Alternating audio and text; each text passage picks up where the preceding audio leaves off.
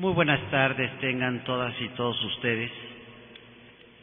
Bienvenidos a los trabajos que con motivo de la conmemoración del bicentenario de la Constitución de Cádiz se celebra en este Museo de las Constituciones con la mesa número 3, intitulada Influencia del constitucionalismo gaditano en América Latina.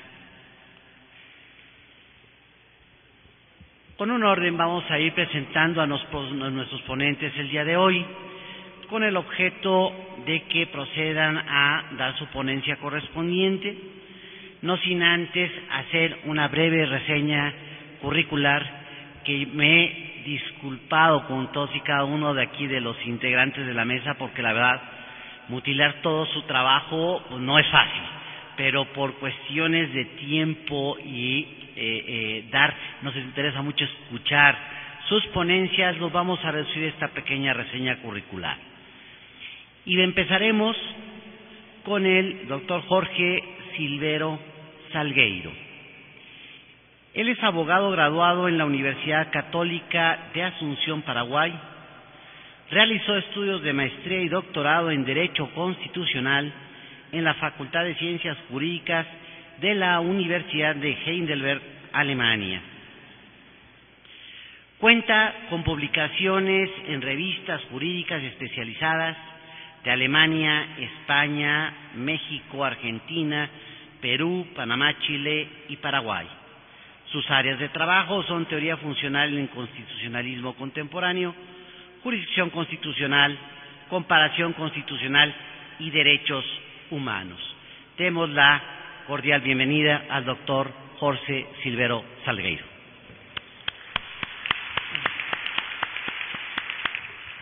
Muchas gracias.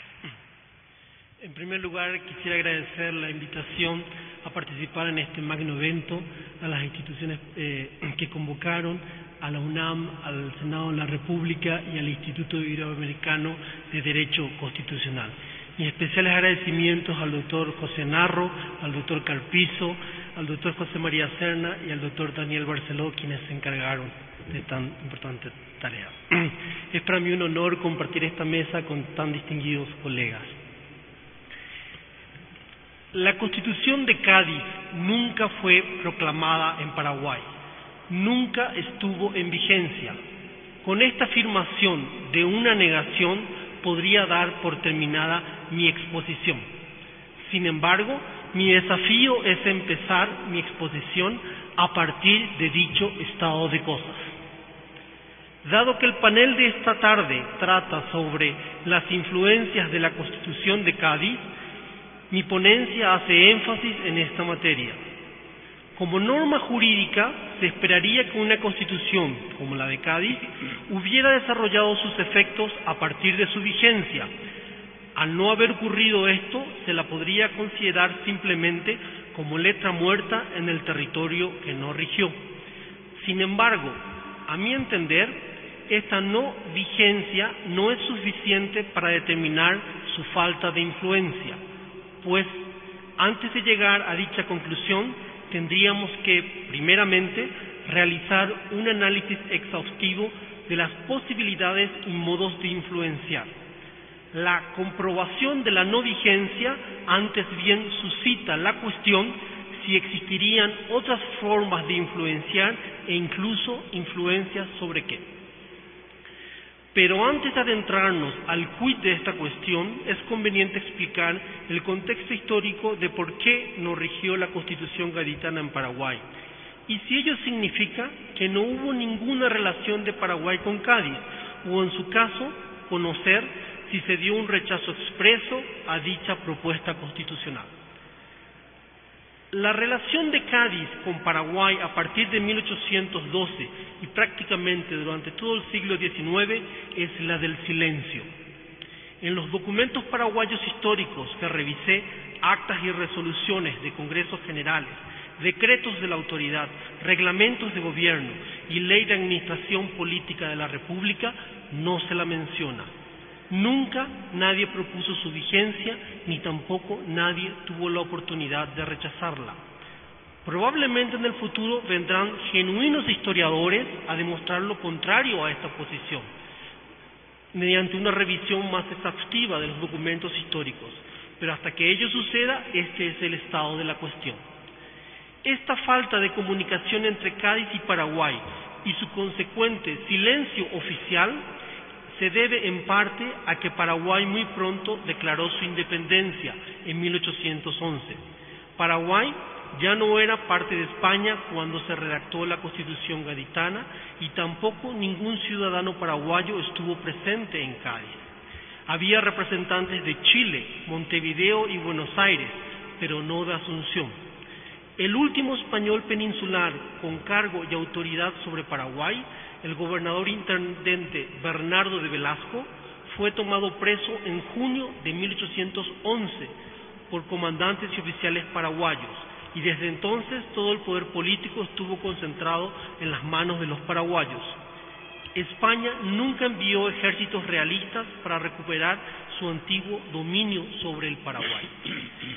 Pero el otro hecho de indudable valor para entender el por qué Paraguay no debatió sobre las ideas de Cádiz, ni aun en las décadas siguientes a su proclamación, es la personalidad del doctor José Gaspar Rodríguez de Francia y las diversas formas de gobierno en las que participó.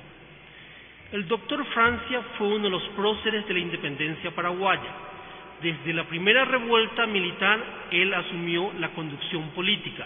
Primeramente, entre 1811 y 1813, compartió el poder mediante juntas gubernativas y consulados, pero luego, desde 1814, asumiría el poder individualmente como dictador temporal y a partir de 1816 hasta su muerte en 1840 como dictador perpetuo con la calidad de ser sin ejemplar. Recordemos que la figura de Francia inspiró la obra de Augusto Roa Bastos, escritor paraguayo, Yo el Supremo, figura suprema, valga la redundancia, del absolutismo americano. La Constitución de Cádiz rigió en tres oportunidades en un periodo de 25 años. El doctor Francia gobernó individualmente en ese mismo tiempo durante 26 años y otros 3 más en forma compartida. Cádiz era un proyecto constitucional que no tuvo ninguna chance en el Paraguay independiente de Francia, que contaba con un proyecto político antagónico. Qué casualidad que en España las dificultades para la implementación de la Constitución de Cádiz estaban en gran medida relacionadas a Francia y a los afrancesados, y en el Paraguay al doctor Francia. Pese a lo expresado, existió una relación histórica entre Cádiz y Paraguay, breve y ya meramente anecdótica. En octubre de 1808, el Cabildo de Asunción, que formaba todavía parte del Virreinato del Río de la Plata, en sesión solemne dirigida por el alcalde de primer voto, el doctor José Gaspar Rodríguez de Francia, prestó su acuerdo para la proclamación y jura del rey Fernando VII. Hizo votos el Cabildo por la restitución de sus dominios y se dispuso el envío de donativos y contribuciones a España. Posteriormente, en agosto de 1809, el Cabildo de Asunción, en virtud de una real orden de la Suprema Junta Central Gubernativa del Reino, procedió a elegir un diputado que le representaría como vocal ante la Junta Central, designación que recayó en la persona del doctor José Gaspar Rodríguez de Francia, quien nunca viajó a las Cortes a desempeñar dicho cargo. Recordemos que este es un tiempo anterior a la convocatoria para elaborar la Constitución. Por tanto, los documentos históricos encontrados comprueban que Paraguay empezó a formar parte de las convocatorias de la Junta Central, en lo que se refiere a su integración, pero luego de que los paraguayos se subrogaran el poder en 1811, este proceso quedó trunco. Luego de este breve repaso histórico, corresponde volver al quid de la cuestión, sobre otras formas de influencia de Cádiz en Paraguay. Si recurrimos a la comparación constitucional, estamos en condiciones de saber que uno de los momentos fructíferos de comparación y aprovechamiento de una constitución en favor de otra es cuando las mismas se elaboran. En este proceso de creación normativa, los autores recurren a anteriores constituciones y aprovechan sus buenas formulaciones y sus sensatas propuestas.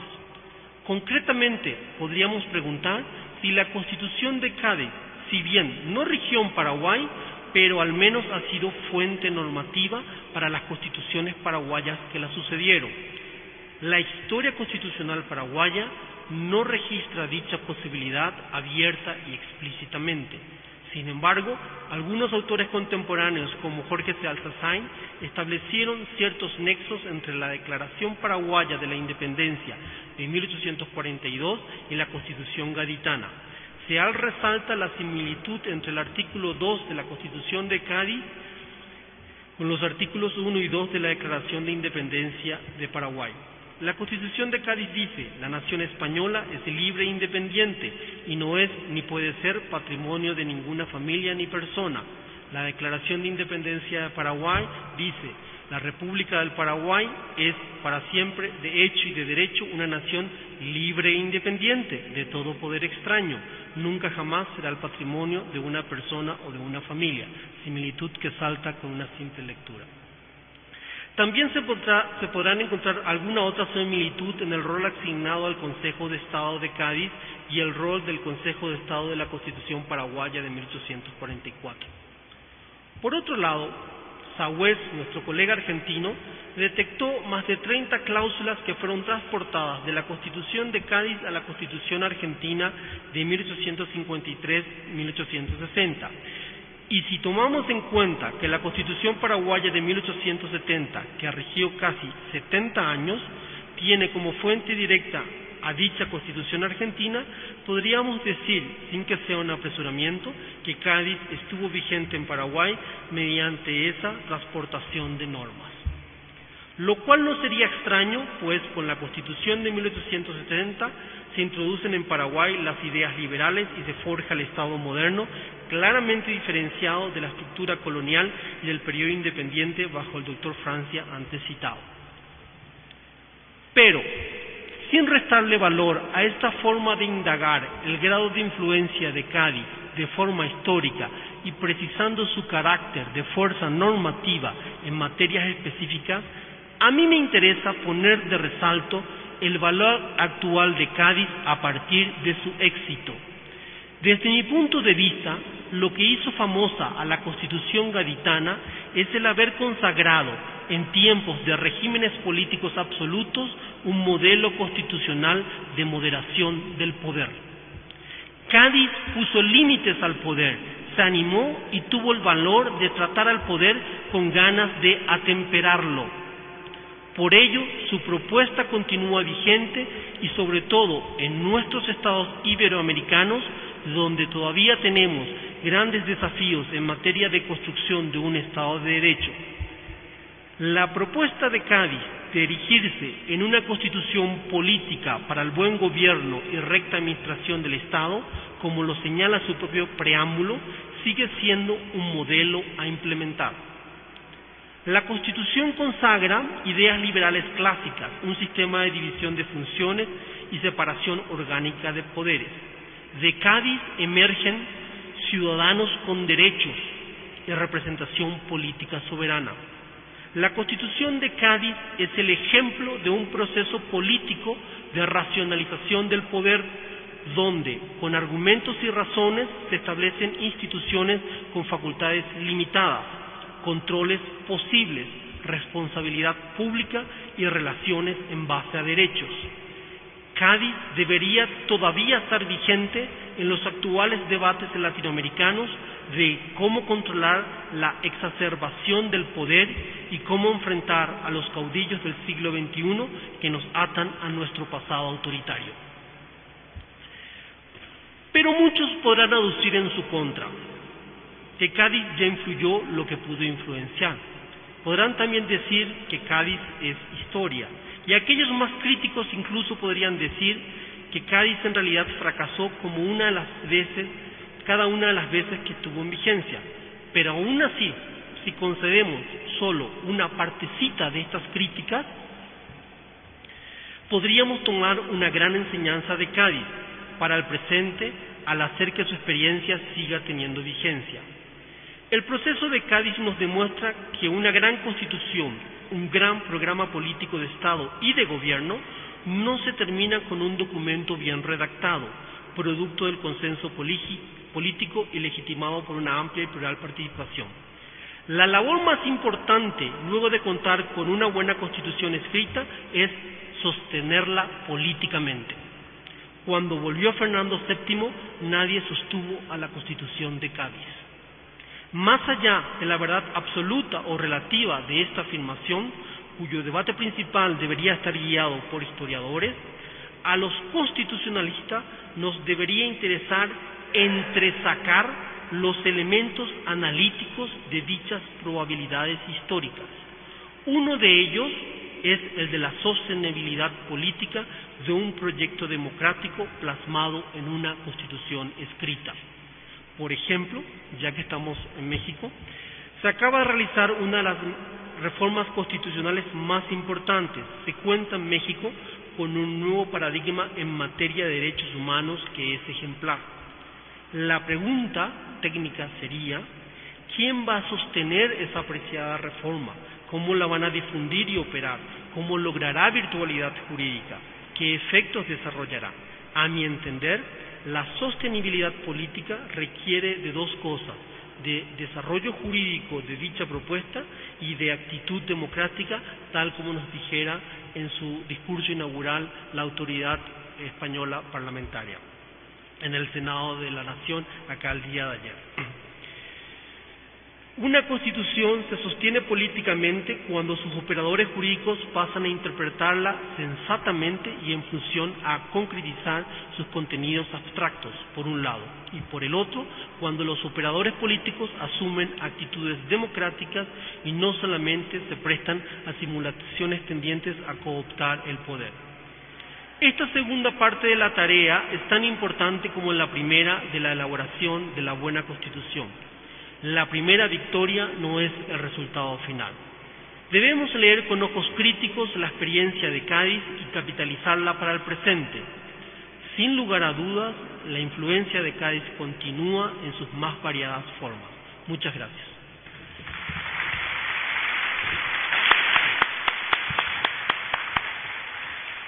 Muchas gracias, doctor Jorge Silvero. Ahora toca el turno al doctor René Fortín Magaña, quien dentro de su currículum ha ocupado diversos cargos en los 3 órganos del gobierno del Estado en El Salvador.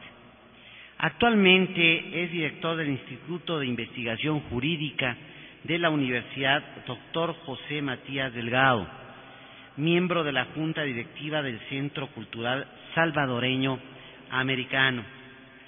Ha escrito un sinnúmero de obras dentro de los temas jurídicos y políticos, las constituciones de Iberoamérica, servidumbre, libertad y derecho, derecho constitucional de El Salvador, entre otras. Es un extenso currículum y le damos la más cordial bienvenida al doctor René Fortín Magaña. Bienvenido, doctor.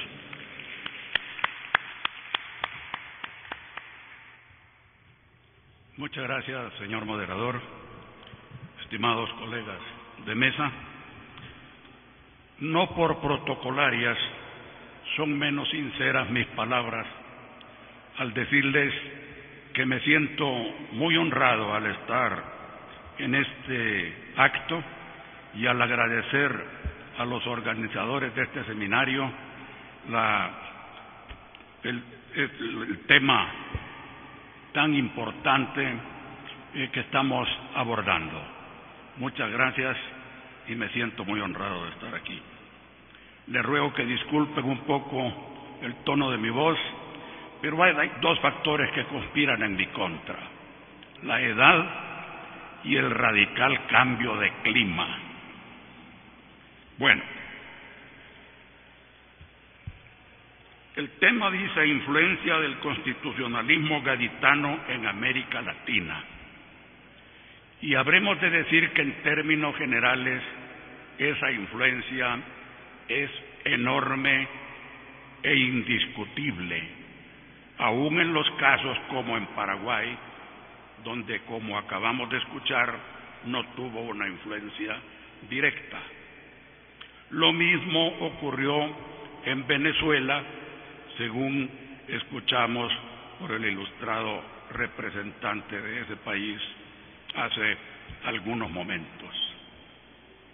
Pero la cuestión es esta, que tanto Venezuela, Paraguay, Cádiz, el mundo occidental en general, estaban todos bajo una gran influencia, que era la influencia de las ideas liberales, de la Ilustración, y podríamos decir, parodiando a la Biblia, que en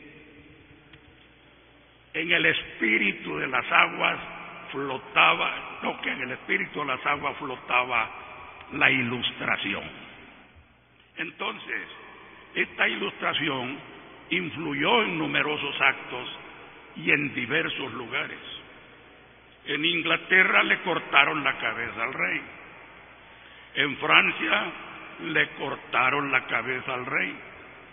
En España no le cortaron la cabeza al rey, pero en Cádiz, no le cortaron la cabeza al rey, pero le cortaron su principal característica, la soberanía.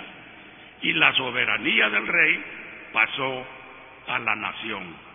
Entonces era un cambio muy radical también. Y en América, pues ocurrió lo que ocurrió. Declaramos la independencia de América. Todos ellos bajo una sola influencia benéfica, verdaderamente en términos históricos.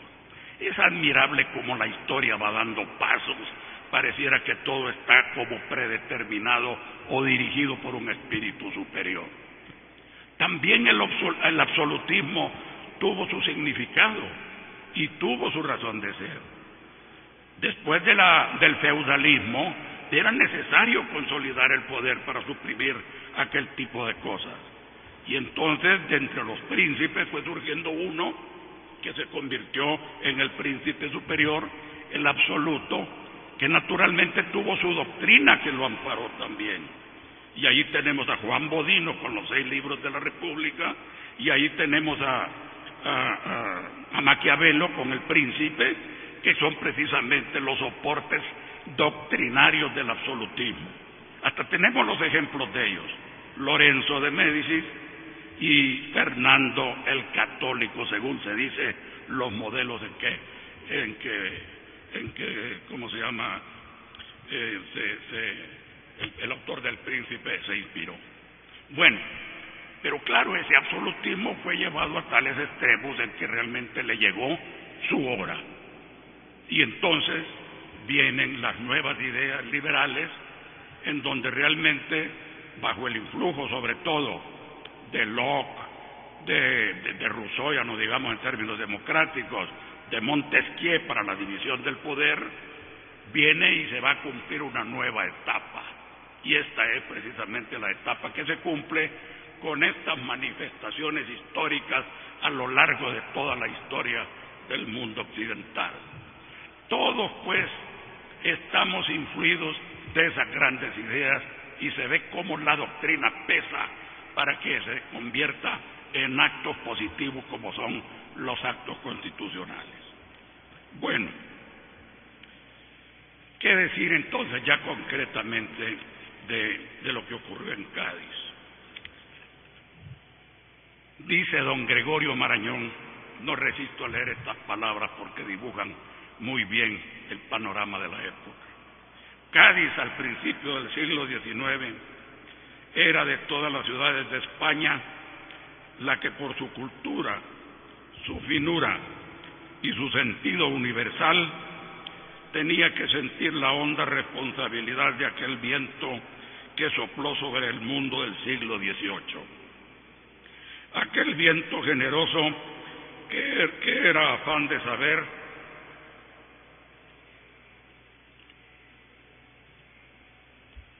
y de multiplicar y afinar los rectores de los sentimientos, los resortes de los sentimientos humanos.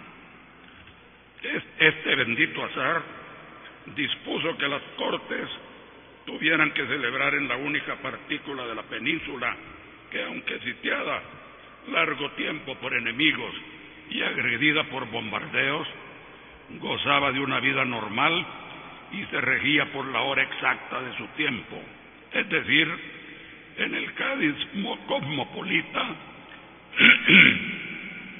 y al mismo tiempo muy español de todas sus reacciones, incluso desde luego en las religiosas, en el Cádiz aquel que tenía las ventanas abiertas al espíritu del siglo, que comprendía muchas cosas. Les pido disculpas, pero realmente ya he explicado qué es lo que ocurre en el caso mío.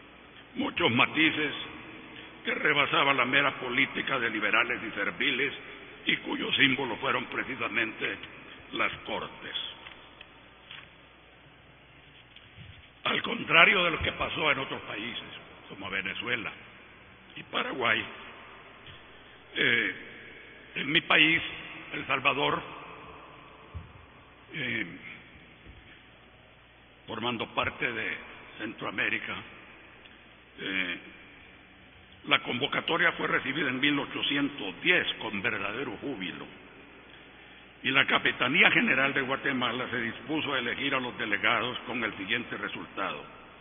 Por Guatemala se eligió al presbítero Antonio Larrazábal, de quien ya nos ha hablado Jorge Mario García Laguardia. Por Honduras a don Francisco Morejón. Por Nicaragua al presbítero Antonio López de Plata, hombre, según dicen, muy valioso. Por Costa Rica al presbítero Florencio del Castillo, y por San Salvador al presbítero José Ignacio Ávila. Aquella elección venía a constituirse también, y esto es importante, en la primicia del ejercicio del sufragio. El prócer José Ignacio Ávila se le conoce como el prócer olvidado, porque realmente, a diferencia de lo que ocurrió y ha ocurrido con el prócer Antonio Larrazábal, que ha sido ampliamente investigado, no ha ocurrido lo mismo con el prócer Ávila de la provincia entonces de San Salvador, seguramente porque no hemos tenido investigadores tan acuciosos como Jorge Mario García Laguardia, que ha investigado por todas partes hasta darnos prácticamente una valiosa biografía del prócer Larrazábal. El prócer Ávila de San Salvador pues no tiene, digamos, una biografía de esa naturaleza. Son pocos los datos que de él se conservan, salvo que nació en la ciudad de San Miguel, ¿verdad?, provincia de San Miguel, intendencia de San Salvador, allá por los años de 1560 aproximadamente, 1550. En la ciudad de San Miguel, fundada por el capitán Luis de Moscoso, por instrucciones del adelantado don Pedro de Alvarado, villa que alcanzó el título de muy noble y muy leal ciudad entre 1583 aproximadamente, según los datos imprecisos de los historiadores. Bueno, el efecto inmediato que se produjo, porque en mi país, repito, sí se produjo una influencia inmediata, fue la elección de una asamblea. Bueno, primero estuvo la declaratoria de independencia de 1821, pero no fue la primera fecha en nuestro país. La primera fecha en realidad fue en 1811, fue el primer grito de independencia. Hubo otro intento en 1814 y finalmente se produjo la independencia en 1821. O sea que estos aires de libertad ya flotaban sobre las aguas en épocas tan lejanas como 1797. Se dan los primeros movimientos en Venezuela. En 1811 en Paraguay, y en 1811 el primer grito en San Salvador, y en 1821 finalmente la independencia. Pero el efecto inmediato es que se convoca en Centroamérica, en la Capitanía General, a una asamblea constituyente que va a sentar las bases que van a regir pues la organización del nuevo país que está surgiendo, que es Centroamérica, que desafortunadamente ahora lo vemos solo como una entelequia porque diversas dificultades se presentaron y nos tienen ahora lamentablemente desunidos.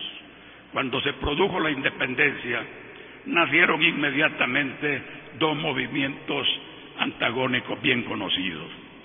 Un movimiento centrípeta que buscaba un Estado unitario en Centroamérica bajo la dirección de la que antes había sido Capitanía General de Guatemala, cuyo prócer más mencionado o mencionable es el general Manuel José Arce, y una ascendencia centrífuga que tal vez por apartarse de la Capitanía General de Guatemala buscaba una organización federal. El prócer más importante en este caso es el general Francisco Morazán. Entonces se produjeron estas dos tendencias que lamentablemente dieron al traste con la posible unión de Centroamérica y que nos tiene, como digo, lamentablemente unidos. En esta constituyente de 1823 se dio un caso muy importante porque se presentó por primera vez una ponencia muy importante que la presentó precisamente el prócer José Simeón Cañas, que es precisamente el nombre de la universidad a la cual yo me honro en prestar los servicios del Instituto de Investigaciones Jurídicas. En la sesión del 31 de diciembre de 1823, el anciano venerable, tan humanitario como patriota, presbítero José Simeón Cañas, presentó a la Asamblea una moción en estos términos: vengo arrodillándome, y si estuviera agonizando viniera para hacer una proposición benéfica a la humanidad desvaída. Con toda la energía con que debe un diputado promover los asuntos interesantes a la patria, pido que ante todas las cosas y en sesión del día se declaren libres a nuestros hermanos esclavos. Esto, según se ha documentado, es la primera declaración que se produce, anterior incluso a la de Abraham Lincoln, desde luego, que es posterior. De modo que cabe a esa constituyente y a mi país en lo particular esa enorme gloria. ¿Por qué se dice la Constitución de Cádiz de 1812 solo logró regir durante 5 o 6 años en 2 o 3 períodos y no logró proyectarse en el tiempo? Bueno, la historia nos va dando cuáles son esas razones, y no son menores la de considerar que como adversario se tenía nada menos que a uno de los más geniales estrategas militares de la época, como era Bonaparte. Por otra parte, el carácter de Fernando VII ha sido bastante investigado, pero no tal vez lo suficiente. Algunos dicen que era una persona muy bonachona, muy querendona, muy amistosa, pero no realmente una persona excesivamente cruel y veleidosa. Yo tengo documentados en esta preparación que había hecho varios de los retratos que se hacen de él. No los voy a leer todos porque son inmensos, algunos de ellos verdaderamente desastrosos, pero hay uno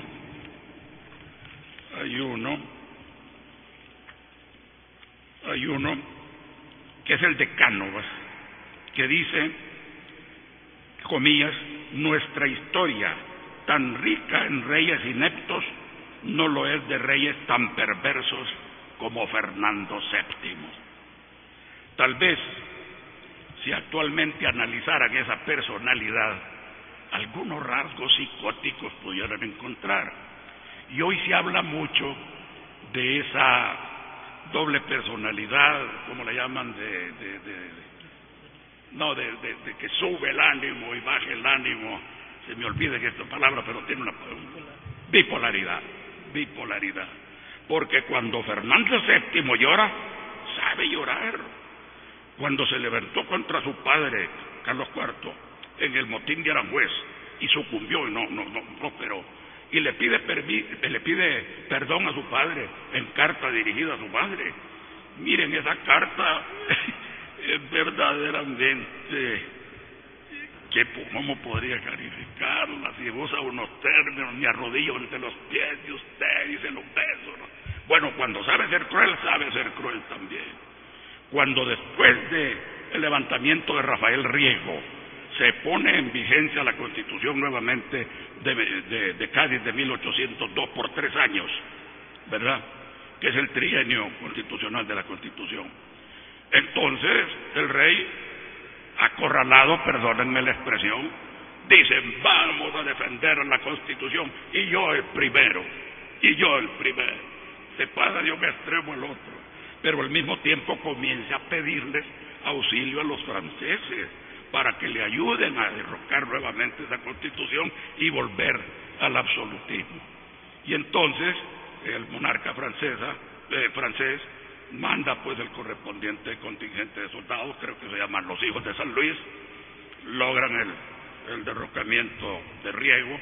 Riego sufre unas torturas atroces, es despedazado, varias de sus partes de su cuerpo son llevadas a distintas partes de España, y regresa nuevamente el rey a tomar posesión de su absolutismo. Bueno, son los vaivenes, son las cosas de la historia de las cuales podemos y debemos ir tomando nota. Tenía aquí algunas anotaciones más, pero el tiempo no me lo permite. Quiero decir entonces que, claro está que Cádiz 1812 es verdaderamente un acontecimiento prodigioso, sobre todo por las circunstancias en que se produce. Pero nosotros debemos verlo como un punto, desde luego, de partida, y decir plus ultra. Y hay muchas cosas en que Cádiz ha debido ser corregida. Por ejemplo, la soberanía nacional ya no es la que actualmente está en boga, porque el concepto de nación es muy vago, puede aplicarse en una u en otra forma. Ahora está en boga la soberanía popular, que esa es cuantificable, entre otros medios, a través del voto.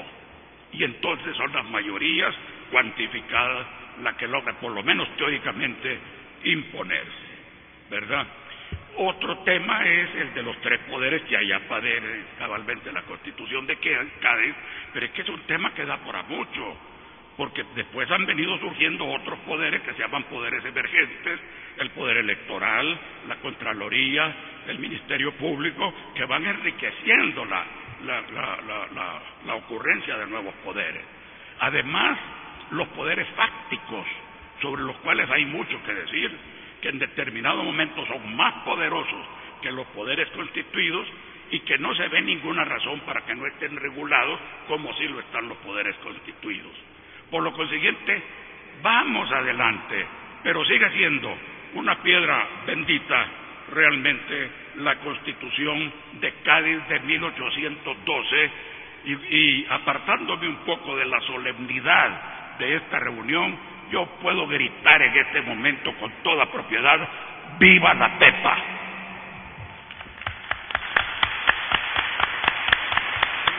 ¡Viva la Pepa! Gracias, doctor René Fortín, por su excelente ponencia. Corresponde a presentar en este momento a la doctora Beatriz Bernal Gómez. Ella se graduó en la Facultad de Derecho de la Universidad de La Habana, donde fue Premio Extraordinario José Hernández Figueroa y Premio Nacional Ricardo Dolz y Arango. Obtuvo la maestría en Derecho Romano en la Facultad de Derecho de la Universidad Nacional Autónoma de México y posteriormente obtuvo el grado de doctora en Derecho en la Universidad Complutense de Madrid. Actualmente es investigadora del Instituto de Investigaciones Jurídicas de la Universidad Nacional Autónoma de México y catedrática de la Facultad de Derecho de la misma institución.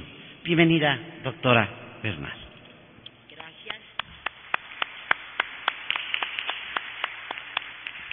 Bueno, en el capítulo de los agradecimientos voy a ser muy breve. Me voy a sumar a lo dicho por los que me antecedieron en el uso de la palabra, porque si no, acá el moderador me va a tener corriendo todo el tiempo. ¿Qué puedo decir además de mi instituto, que es mi patria chica? Pues nada más de lo que todos sabemos. Yo voy a hablar de los diputados cubanos en las primeras Cortes de Cádiz, aunque el tema era un poco la influencia que las Cortes de Cádiz, digo que la Constitución de Cádiz tuvo en Cuba, realmente tuvo muy poca. Pero estoy de acuerdo con usted en que el liberalismo de la época tuvo gran intervención y aunque Cuba a partir del año 36 se convirtió en plaza sitiada, entonces no rigió la Constitución de Cádiz sino leyes especiales. Lo cierto es que todo ese liberalismo que pasó por la Constitución de Cádiz tuvo mucha importancia en las leyes de Cuba en armas y posteriormente con influencia de la Constitución norteamericana en 1901. Pero voy a lo mío.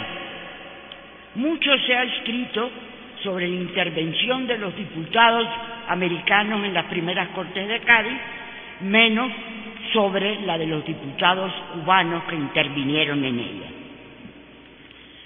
Esta comunicación tiene como objetivo destacar la labor de los diputados Andrés de Jáuregui y Juan Bernardo Ogaván en dichas Cortes en el periodo que corrió entre el 14 de febrero de 1810, fecha en que el Consejo de Regencia de España en India emitió el Real Decreto en que se dispuso la concurrencia de diputados de los dominios españoles de América y Asia en las Cortes Extraordinarias que alumbrarían la Constitución de Cádiz en marzo de el 19 de marzo, la PEPA, en 1812, cuyos primeros ejemplares llegaron a La Habana en la goleta Cantábrica el 13 de julio de 1812 y a Santiago el 8 de agosto del mismo año, hasta que Fernando VII, en 1814, suprimió las Cortes,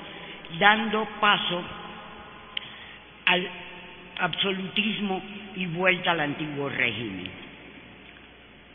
No se trata, pues, de la labor de los diputados que trabajaron, o sea, no lo tiene mi ponencia, pero lo tendrá, en las Cortes durante el trienio liberal, después de la sublevación de Riego, y menos aún de la etapa de 1836-37, en que, como ya les dije, Cuba era ya plaza sitiada. Antes de la llegada de los dos diputados titulares a Cádiz, habían sido nombrados dos suplentes, cuota que correspondía a la isla de Cuba, según el edicto y decreto del 8 de septiembre de 1810, dictado por el Consejo de Regencia. Estos fueron el coronel de milicias Joaquín de Santa Cruz, representando a La Habana, y el marqués de San Felipe y Santiago, representando a Santiago de Cuba, ambos residentes en la península y pertenecientes a familias de la aristocracia cubana, y ambos admitidos previo el juramento de rigor en el momento de la instalación de las Cortes. Por cierto, el último había sido invitado por el Gran Duque de Berg y la Junta Suprema de Gobierno para la elaboración de la Constitución que Napoleón pergeñaría, aunque había rechazado la invitación por ser partidario del grupo de los patriotas. La necesidad de contar con diputados suplentes llegó a la Comisión de las Cortes vía Jovellanos para resolver el problema de la premura con que el Consejo de Regencia hacía la convocatoria a las Cortes Generales y Extraordinarias, que tenía como último plazo el 1 de enero de 1811. Esa premura creaba un problema respecto a la elección de los diputados de las distantes provincias de ultramar. ¿Cómo lograrla con tan poco tiempo disponible? Ya lo había advertido Jovellanos a Comisión de Cortes, señalando que el plazo del decreto de convocatoria no era compatible con la voluntad de la Junta General de que las provincias ultramarinas pudiesen elegir y enviar a tiempo sus representantes. Por eso propuso la suplencia mientras se llevaba a cabo la designación de los diputados titulares. Juan Clemente Núñez del Castillo, cuarto marqués de San Felipe y Santiago, conde del Castillo y con grandeza de España otorgada por Carlos IV en 1805, intervino poco y mal en las Cortes de Cádiz durante el año y medio que duró su mandato. No habló para referirse a los intereses generales de la nación o para defender los intereses particulares de los territorios de ultramar, ni siquiera los de Cuba. Lo único que hizo fue defender a ultranza las prerrogativas de su aristocrático linaje. El texto más extenso que presentó en las Cortes era además bastante contradictorio. Al hilo de la discusión sobre la abolición de los señoríos, estaba de acuerdo en abolir el dominio territorial de los señoríos, pero defendía que se mantuvieran las prerrogativas jurisdiccionales anexas a la concesión regia, entendidas estas como distinciones honoríficas necesarias para proteger la jerarquía de la nobleza. Con ello adoptaba una postura coincidente con los diputados realistas de las Cortes gaditanas. Su propuesta fue derrotada, por lo que solicitó su regreso a La Habana para restablecer su salud. Nunca le dieron permiso para regresar a La Habana y tuvo que esperar a que lo sustituyera Juan Bernardo Gaba. Ya no volvió a intervenir en las Cortes. En cuanto a Joaquín de Santa Cruz, agregado del Regimiento de Milicias Disciplinarias de la Infantería de La Habana, su permanencia en las Cortes gaditanas fue muy breve. Enseguida llegó su diputado titular Jáuregui, y sin duda su intervención, su permanencia y su intervención fue nula. No consta en el diario de sesiones de las Cortes Generales y Extraordinarias que pronunciara discurso alguno ni que formara parte de ninguna comisión. En resumen, la intervención de los suplentes cubanos en las Cortes gaditanas careció de relevancia. No pasó así con la de los diputados titulares. El teniente de regidor y alguacil mayor, así como exitoso comerciante Andrés de Jáuregui, era un hombre ilustrado, inteligente y astuto. Fue elegido representante a las Cortes el 6 de agosto de 1810 en reunión del Cabildo Habanero, convocado por el capitán general de la isla, el marqués de Someruelo.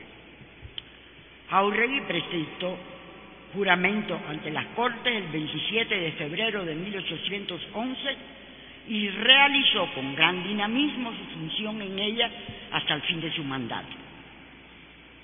No solo se caracterizó por su asiduidad a las mismas, sino también obtuvo reconocimiento por sus pares, ocupó la presidencia de la Cámara desde el 24 de septiembre hasta el 23 de octubre de 1812. Meses antes había sido vicepresidente y formó parte de comisiones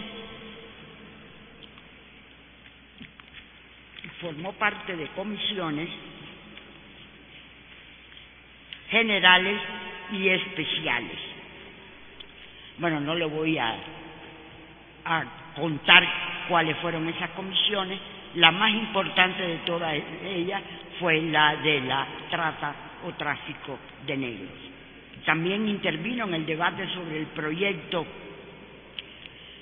de constitución, aunque su participación fue escueta, solo para señalar cuestiones puntuales, aunque se extendió para argumentar sobre las peculiaridades de los territorios de ultramar a efectos de fijar el número de miembros de las diputaciones provinciales en la discusión sobre el artículo correspondiente del proyecto.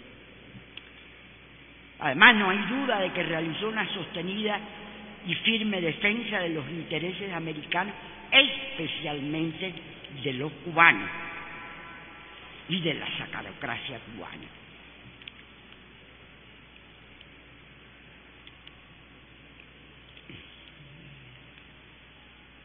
Bien, su más relevante actuación en las Cortes de Cádiz fue la defensa de la continuación de la trata de esclavos. Esto no es de extrañar. Jáuregui, como comerciante, estuvo involucrado en dicha trata. Junto a Arango y Parreño, participó y dirigió expediciones a las costas de África para traer esclavos a La Habana, donde su familia era dueña de 2 ingenios de azúcar. Veamos. Con fecha 2 de abril de 1811, Agustín Argüelles, el divino Argüelles, presentó a las Cortes en un mismo acto sendas proposiciones para que se tuvieran en cuenta.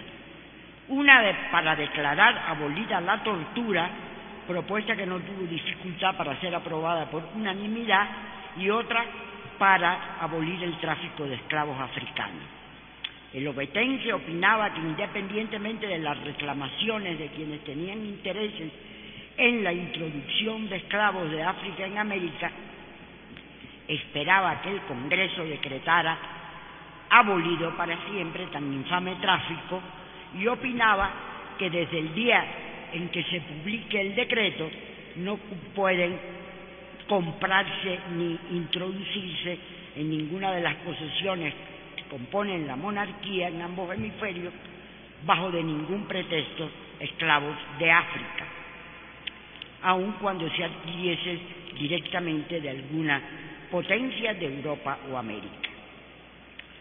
Bueno, esta propuesta dio lugar a un debate con varias intervenciones, en que además se admitía o se decía que no se trataba de abolir la esclavitud, sino solamente el tráfico o la trata de esclavos.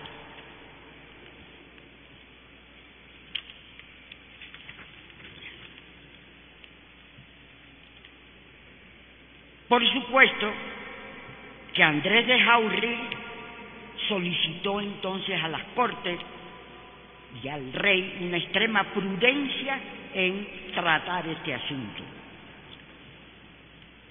A la isla de Cuba, y en especial a La Habana, a quien represento, decía, es a quien más le interesa este punto, y añadía, todo aquel vasto territorio goza hoy de profunda tranquilidad, con la noticia de que esto se trate en las Cortes, y se estaba refiriendo, sin que le acompañe una resolución que concilie tantos intereses, que en sí encierre este asunto tan interesante bajo todos los aspectos, y continuaba recordando al rey y a las Cortes los conatos independentistas que se estaban produciendo en la América española, continental, y seguía preguntándose, ¿y nos expondremos a alterar la paz interior de una de las más hermosas porciones de la España ultramarina?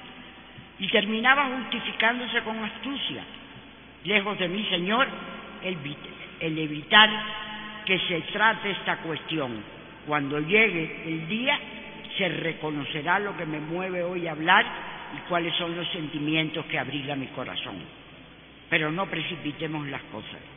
Tratémoslas por aquel orden que exige la prudencia. Al final venía su propuesta, que era que se creara no que se creara una comisión especial, que se tratara en una sesión secreta y que no apareciera en los diarios de corte. No hay duda de que el chantaje que ejerció Jáuregui sobre las Cortes tuvo éxito.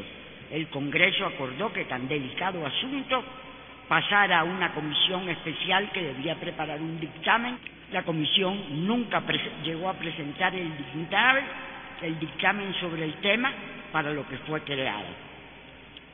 Cabe señalar que aunque Jáuregui defendió a ultranza los intereses de la sacarocracia cubana, de la cual formaba parte para lograr sus objetivos, contó con el apoyo político de las autoridades españolas en Cuba. Aquí relato también una serie de documentos del marqués de Sommerueller, que también en el mismo sentido de Jáuregui lo que está diciendo es: podemos perder la Gran Antilla, el más fiel de todos los territorios, etcétera, etcétera. Y además eso fue acompañado por un escrito de Francisco de Arango y Parreño, que dicho sea de paso fue un hombre que tuvo una gran influencia tanto en las Cortes españolas, tanto en España como en Cuba, que se llamó Representación de la Ciudad de La Habana a las Cortes, en que apoyaba todas las tesis expuestas por Jáuregui. La sacarocracia cubana y sus representantes Jáuregui le habían ganado la partida a los abolicionistas. Llama, sin embargo, la atención el aislamiento de la postura propugnada por Jáuregui y quienes lo apoyaban desde la Gran Antilla, pues ni siquiera concitó el respaldo de otros representantes de similar origen territorial y presumibles intereses comunes.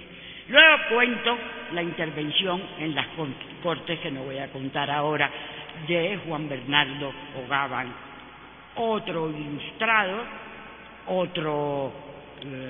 un gran jurista y un gran canonista que se le coloca dentro de la posición de los liberales moderados, aunque también defendió la esclavitud y dijo en un reporte que envió a las Cortes que los esclavos estaban muy bien tratados por sus benévolos amos.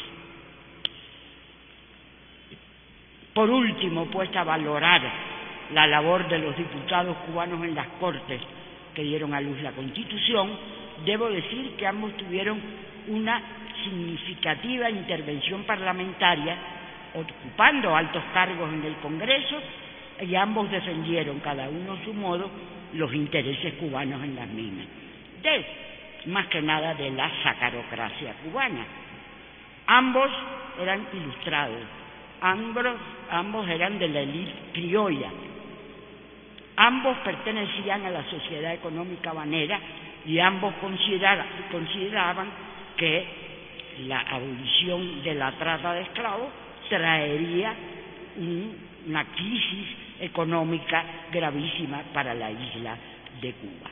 No hay que olvidar que Cuba en aquella época era la azucarera de España, sino del mundo, después de la gran crisis de la caída de Haití y la isla de Santo Domingo.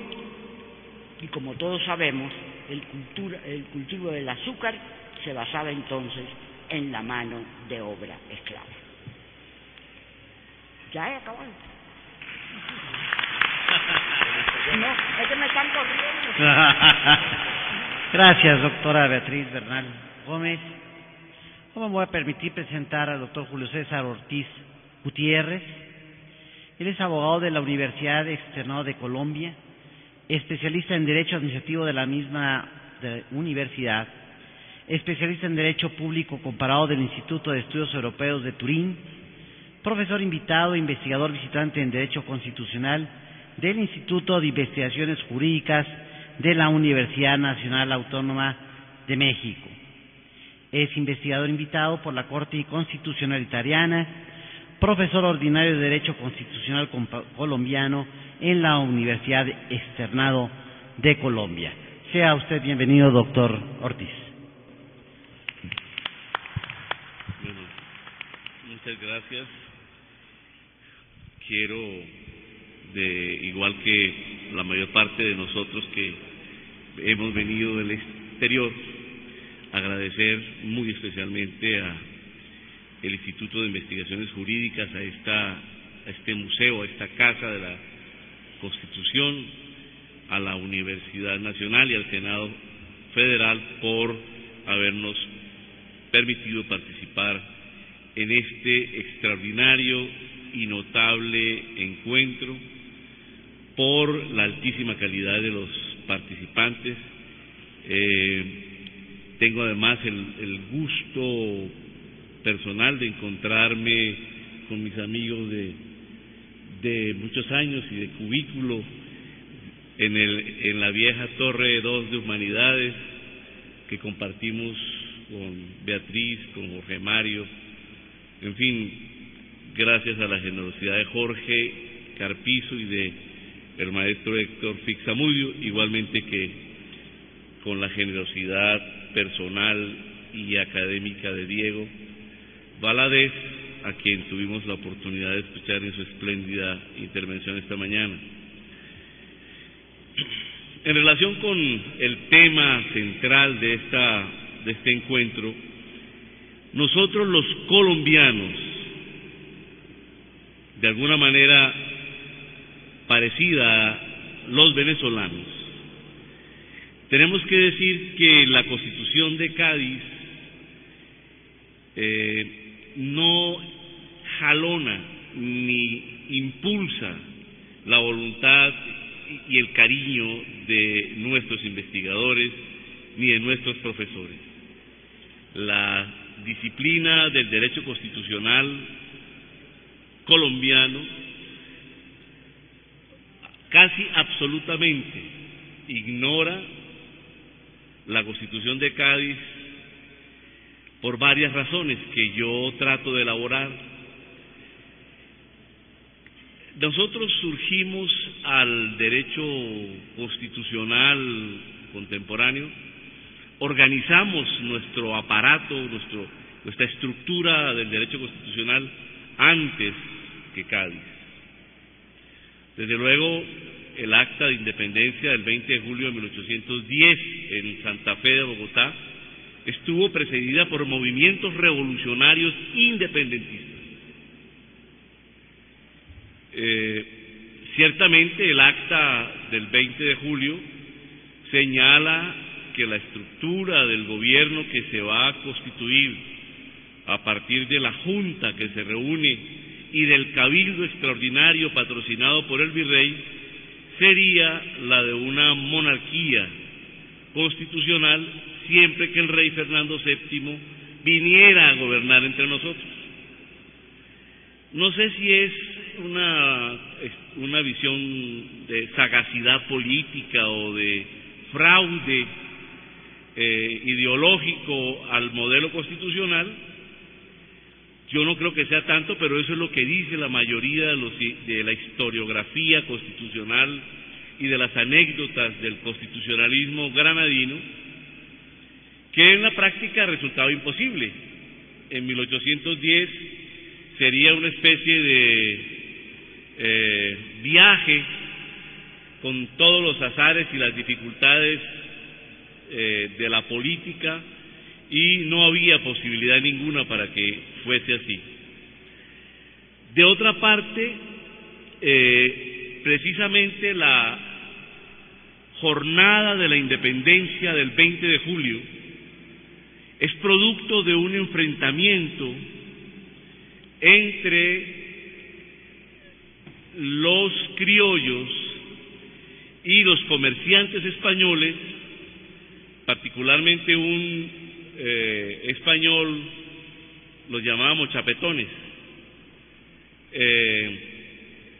se negó a prestar un florero para organizar la mesa donde se iba a recibir a Antonio Villavicencio, quien venía a fundar la Junta Suprema, la Junta de Gobierno, en la ausencia del gobierno, ante la debilidad del gobierno español. La resistencia del comerciante generó un enfrentamiento físico, puños, desorden público, y terminó la Plaza de Bolívar. Hoy es la Casa del Florero, la Casa de la Independencia, promoviendo el Cabildo Extraordinario al finalizar la tarde, hasta cuando el virrey permitió la reunión del Cabildo. El rey sale en los días siguientes y queda gobernando la Junta Suprema. En tercer lugar, el sentimiento independentista y la idea de configurar un modelo de Estado nacional tiene unos fuertes ingredientes patrióticos. Ciertamente la forma como España reconquistó el territorio de la Nueva Granada quedó registrada en la historia nacional como una de las más sangrientas y dolorosas expresiones de la triste historia política colombiana. El fusilamiento de los más importantes hombres de la nacionalidad y de la cultura y de la educación y de la ciencia, que estuvieron en el proceso de elaborar el nuevo orden constitucional, quedó marcado en la historia ideológica del pueblo colombiano. El sacrificio del sabio Caldas, promotor y operador de la expedición botánica, patrocinada en esa época también con fondos del Reino de Holanda. El sacrificio de Camilo Torres, de Tadeo Lozano, presidentes de la República de Cundinamarca, nombre exótico ciertamente en el concierto geopolítico mundial, Cundinamarca, pedazo central del virreinato de la Nueva Granada. En cuarto lugar, quienes fueron diputados por la Nueva Granada a Cádiz, nada tuvieron que ver, ni política, ni económica, ni personal, ni familiarmente, con la Nueva Granada. Lamentamos mucho no poder celebrar la extraordinaria personalidad del diputado Mejía Lequerica, personaje distinguidísimo por sus realizaciones en Cádiz, pero absolutamente desconocido en la Nueva Granada, quiteño. De igual manera, el conde de Puñón Rostro, creo que si acaso vino a América, fue a recoger algún legado de tierras y ganado, un noble de los grandes de España que nunca conoció la Nueva Granada, y menos esa ciudad colgada en las altísimas cumbres de los Andes, como era la Santa Fe de Bogotá. Tampoco el diputado Olmedo de Guayaquil, Esteban Palacios por Venezuela. Carlos Ayala señalaba la impugnación de los diputados que en nombre de los territorios que formaron el virreinato fueron convocados o asistieron a Cádiz. ni de Venezuela, ni de Quito, ni de Guayaquil tienen reconocimiento en nuestro territorio. El territorio de lo que es hoy la República de Colombia comprendía la Capitanía General de Venezuela y las provincias de Quito. En quinto lugar, la Constitución gaditana solo rigió de manera esporádica, digamos, de manera breve, en algún caso un mes, mes y medio, en algunas regiones de ese territorio controladas por los realistas, básicamente Pasto, que luego, manteniéndose a pesar de la campaña bolivariana, en el 20 vuelve a jurar la Constitución. El territorio de Pasto hoy es parte del territorio colombiano, del departamento de Nariño. Tiene unas características sui generis en el sentido de que forma parte del extremo de la cordillera occidental colombiana, que tiene acceso al Pacífico, un acceso difícil, pero es ciertamente cercana al Ecuador, y además habitada por indígenas y mestizos y negros rebeldes, líderes indígenas revolucionarios, Agualongo, hicieron resistencia a Simón Bolívar, además de haber derrotado al presidente Nariño de Cundinamarca, que hizo varias incursiones para recuperar Cali, Popayán y para expulsar a los realistas de Pasto, donde se refugiaron.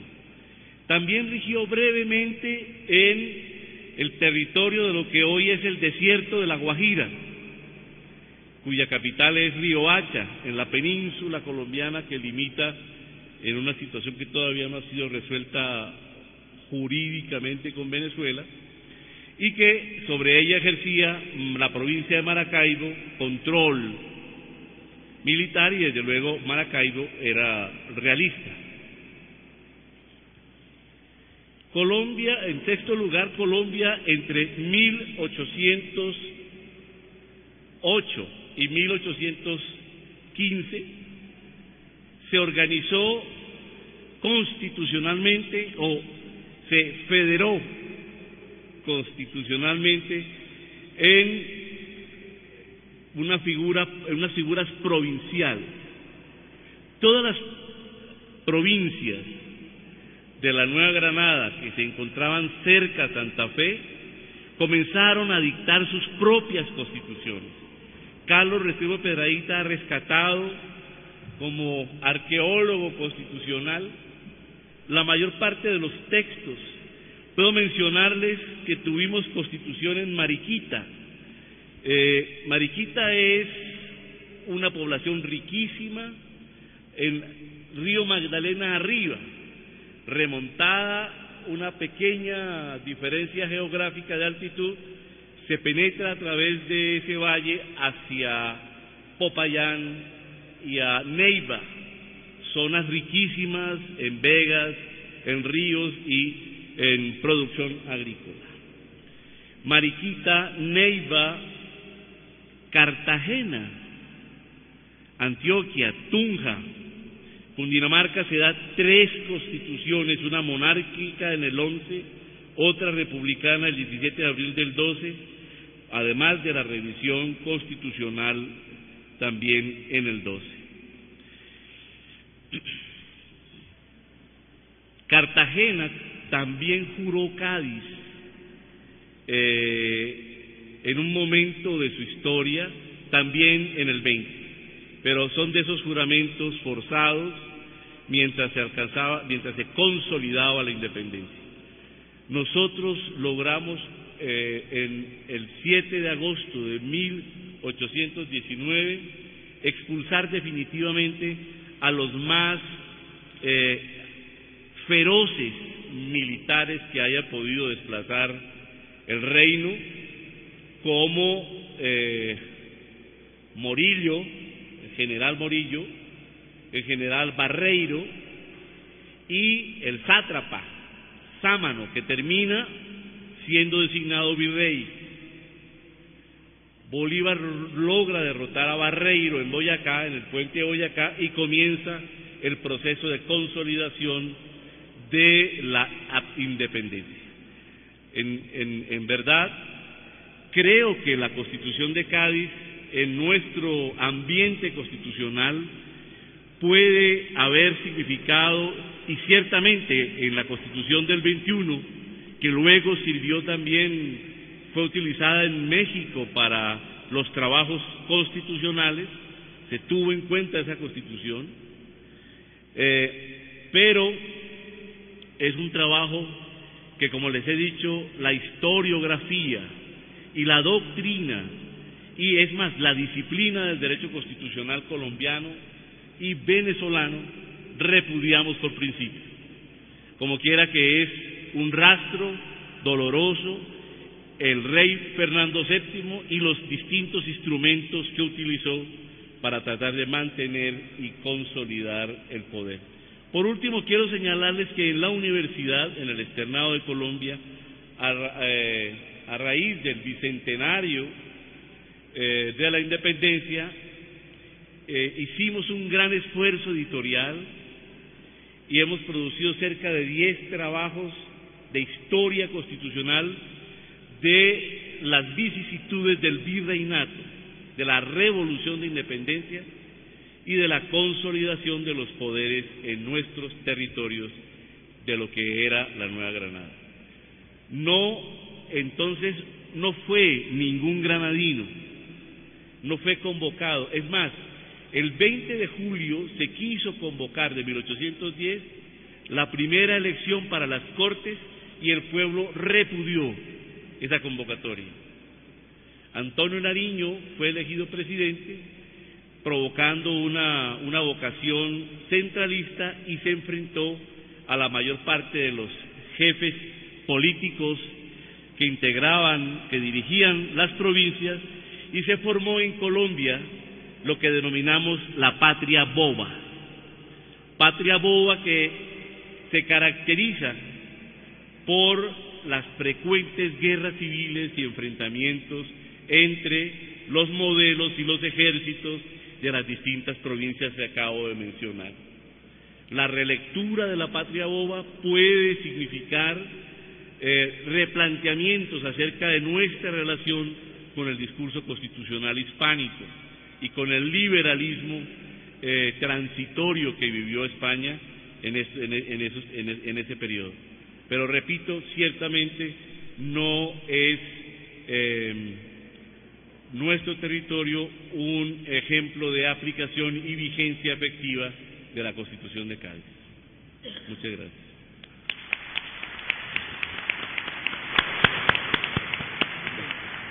Gracias, doctor Julio César Ortiz. Finalmente recibimos a la doctora Patricia Galeana. Ella es historiadora, catedrática en la Facultad de Filosofía y Letras de la Universidad Nacional Autónoma de México. Es presidenta del Comité de Cultura de la Comisión de Historia del Instituto Panamericano de Geografía e Historia de la OEA. Fue secretaria técnica ad honorem de la Comisión Especial encargada de los festejos del Bicentenario de la Independencia y del Centenario de la Revolución del Senado de la República. En 2011, la Asamblea Legislativa del Distrito Federal la distinguió con la de Medalla al Mérito Ciudadano 2011 y cuenta con una extensísima obra. Sea usted bienvenida, doctora Patricia Galeana.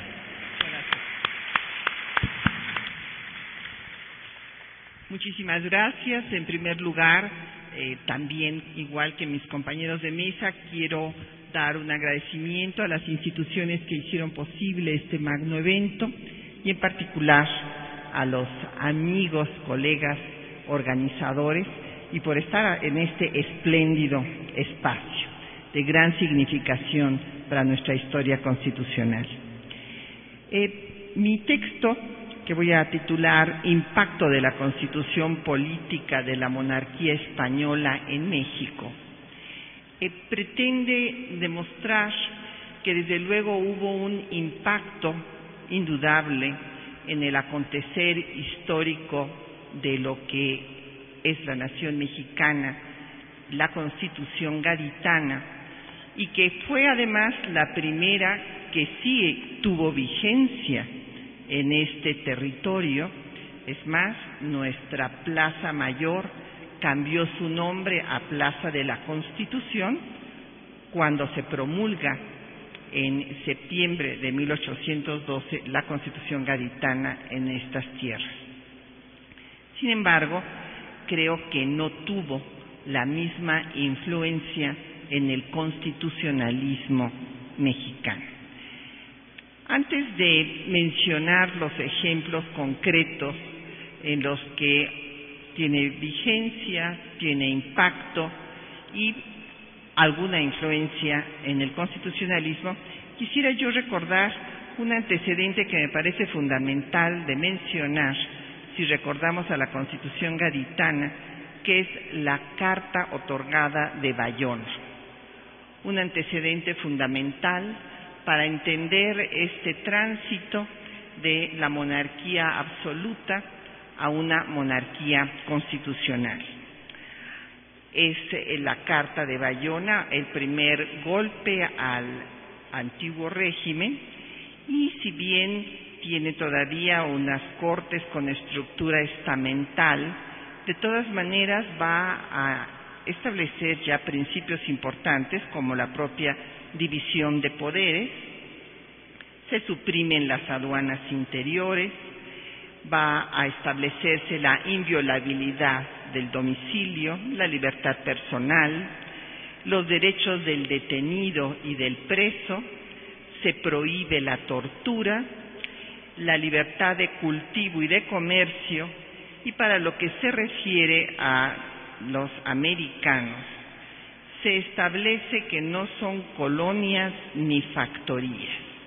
Entonces, por eso me parece que es un antecedente fundamental para poder entender después a la Constitución Gaditana, que significa el triunfo de los liberales españoles, no todos afrancesados, aunque también hubo alguno que sí lo fuera. De los 384 artículos de la Constitución de Cádiz, en sus 10 títulos, hay que recordar que el principio fundamental, que desde luego va a demoler a la monarquía absolutista, es el principio de la soberanía y cómo ésta radica en la nación. Sin embargo, hay que recordar que en estas tierras novohispanas, desde 1808, mucho antes de que se convocara siquiera a la Constitución de Cádiz, ya en el Ayuntamiento de la Ciudad de México hubo distinguidos síndicos de este ayuntamiento que plantearon el principio de la soberanía, de que ante la ausencia del rey, la soberanía tenía que ser reasumida por el pueblo. Así lo planteó Francisco Primo Verdad, y Melchor de Talamantes inclusive señaló la necesidad de convocar a un congreso. Entonces vemos que hay ideas muy importantes de la Constitución Gaditana que en las tierras novohispanas se dan desde antes de que haya siquiera la convocatoria a dicha Constitución. En cuanto a la representación, bueno, ya había yo puesto el antecedente de Bayona, en donde ya se daba un tratamiento no de colonia a los dominios en Hispanoamérica, y claro, lo que será muy importante de la Constitución Gaditana es que se declare ciudadanos españoles a los habitantes de ambos hemisferios, y que se declare ciudadanos también a los indígenas, a los mestizos, pero que se excluya, desde luego, a los esclavos, porque se está hablando de los hombres libres. O sea que la Constitución Gaditana, igual que lo hiciera en un principio también la Revolución Francesa, fueron muy liberales, pero conservaron la esclavitud, cosa que va a ser también ya superada en las tierras novohispanas desde 1810, cuando Miguel Hidalgo va a abolir la esclavitud. Y este principio va a ser reiterado por José María Morelos y estará, desde luego, en la primera Constitución mexicana, que será la Constitución para la Libertad, el Acta Constitucional para la Libertad de la América Mexicana, mejor conocida como Constitución de Apatzingán de 1814. Ciertamente hay otros aspectos que se ha dicho que pudieron tener una influencia en el constitucionalismo mexicano. Veamos cuáles. Se establece en Cádiz un sistema censitario. Este sistema censitario será retomado, pero por las constituciones conservadoras de 1836 y de 1843. Y bueno, yo encuentro más influencia que pudiera verse de la Constitución gaditana en los textos provisionales, los estatutos que se dan para el primero y segundo imperio, que para las constituciones de 24 y de 57, evidentemente ninguna. En el caso de la Constitución de 24, también se ha dicho por algunos autores, yo no comparto este punto de vista, se me hace que no se sostiene en los hechos, se ha dicho que las diputaciones provinciales abrieron la puerta al federalismo mexicano. Si nosotros analizamos los hechos, vemos que desde el programa de gobierno de Miguel Hidalgo plantea que deben darse leyes adecuadas y diferentes según las condiciones de cada lugar. Y los propios constituyentes de 24, como Lorenzo de Zavala, hablan de la influencia que tienen en las manos, que es la Constitución de Estados Unidos, de donde van a sacar la mayor influencia para el sistema federal mexicano y desde luego para el régimen presidencial también. Siendo una constitución liberal, pues va a ser una constitución liberal todavía, dijéramos, demasiado moderada, puesto que no solamente mantiene la esclavitud, sino que ratifica el Estado confesional. Hay que hablar de la importancia que tiene la supresión de la Inquisición, ciertamente, y de que se establezca el pase de bulas y rescriptos, de manera que haya la supremacía del Estado sobre la Iglesia. Ya con las reformas después se acotarán los privilegios del clero y del ejército, y entre otras de las virtudes hay que recordar la división que se da del poder judicial respecto de los otros poderes, que tiene impacto aquí en la Nueva España, en donde evidentemente tiene vigencia dicha Constitución, y se van a crear 3 audiencias, de México, de Guadalajara y la de Saltillo. Otro aspecto que también tiene un fuerte impacto en México es la libertad de prensa, que va a ser rápidamente suprimida, ya que en el breve tiempo que ésta se permitió, pues hizo que proliferaran los textos insurgentes. Es entonces cuando sale el ilustrador americano de José María Cos, el juguetillo de Carlos María de Bustamante o el pensador mexicano de Joaquín Fernández de Lizardi. Evidentemente, un impacto que es indudable es la contribución que el elegir representantes para Cádiz significó para avivar la efervescencia política que ya se había desatado desde 1808 y muy en particular cuando se cerró esta vía pacífica de lograr la independencia, cuando estalla el movimiento armado en 1810. Es interesante ver en los documentos cómo cuando hay elecciones ya se inician los fraudes, porque hay algunas actas que se tienen que anular, puesto que todas habían sido hechas de la misma, del mismo puño y letra, ¿no? Entonces, bueno, esta costumbre tiene larga data. De los más de 300 diputados que van a Cádiz, hay que recordar que más del 10% son americanos y concretamente novohispanos 21. Estos tienen una influencia importante en Cádiz, tienen un papel destacado. Entonces, podemos hablar que más que la influencia gaditana, también implica, hay que tomar en cuenta la influencia de los representantes novohispanos en Cádiz, como es el caso de Miguel Ramos Arizpe, que va a defender allá una serie de principios. Hay una discusión sobre, por ejemplo, la abolición de la esclavitud, la descentralización. Y bueno, estos diputados americanos fracasan, pierden la discusión y el sistema que se adopta es un sistema centralizado. Pero Miguel Ramos Arizpe vendrá con esta misma idea de la importancia de la autonomía regional y por eso se ha considerado el padre del federalismo mexicano. Otro de los diputados novohispanos que van a las Cortes Gaditanas va a ser Guride Alcocer, que hará un proyecto de constitución, y uno más también muy destacado será Lucas Alamán, que acabará siendo la cabeza más brillante que ha tenido el conservadurismo mexicano, yo creo que hasta la fecha. Creo que todavía no han tenido ningún hombre con la visión de Estado que tuvo Lucas Alamán.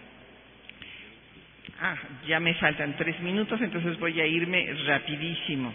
Lo demás pues ya estará en el texto que se publique. En cuanto a la Constitución de 14, como muy bien ha quedado demostrado por el doctor Héctor Fix Zamudio, esta Constitución no tuvo absolutamente ninguna influencia de la Constitución gaditana. La influencia que tuvo esta Constitución de 14 fueron de las 2 constituciones francesas que se habían promulgado hasta esa fecha.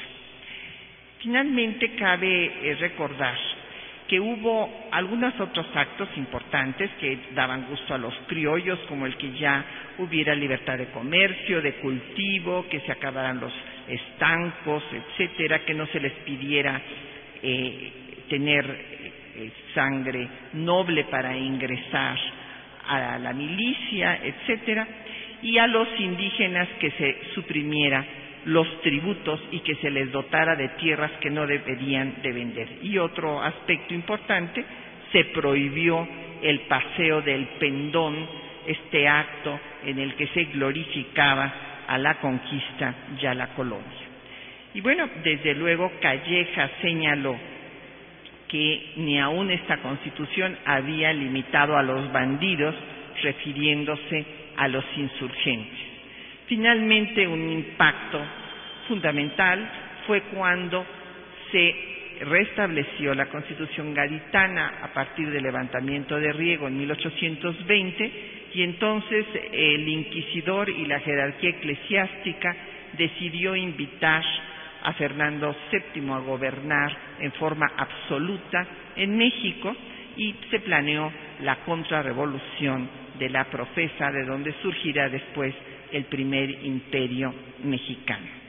Para concluir, nada más quisiera yo recordar algunos principios de la Constitución gaditana que me parecen principios universales y que ojalá que estuvieran vigentes en todos nuestros países hoy en día. Como por ejemplo, que el objetivo de un gobierno es buscar la felicidad de la nación y que los ciudadanos de España, los españoles en ese caso, tenían como obligación amar a la patria y que todo ciudadano, como dice en el artículo 373, tendría el derecho de exigir que se cumpliera la norma constitucional. Muchas gracias por su atención. Muchas gracias, doctora Galeana.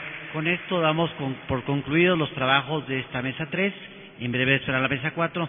No sin antes les pido despedir a nuestros grandiosos ponentes de esta mesa. Muchas gracias a todos ustedes. Buenas tardes.